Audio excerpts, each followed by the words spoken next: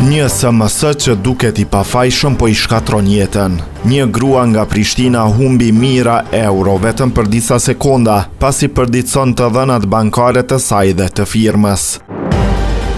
Çfarë ndodhi dhe si të mos bini prej mashtrimeve të tilla?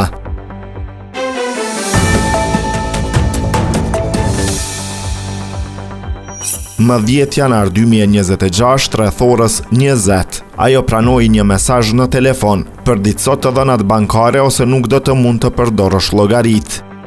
Padyshim ajo klikoi në link dhe plotësoi informacionin e kërkuar, vetëm që disa minuta më vonë, paratë e saj dhe të firmës ishin zhdukur.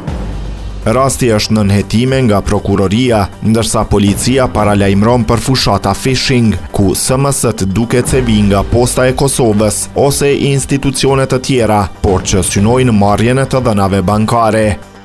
Mos klikoni kur linqe të dyshimta. Verifikoni gjithmonë burimin e mesazheve. Kur kërkohen të dhëna bankare, kontaktoni drejt bankës tuaj para çdo veprimi.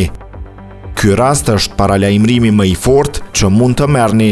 Kujdesi online mund të shpëtojë mijëra euro.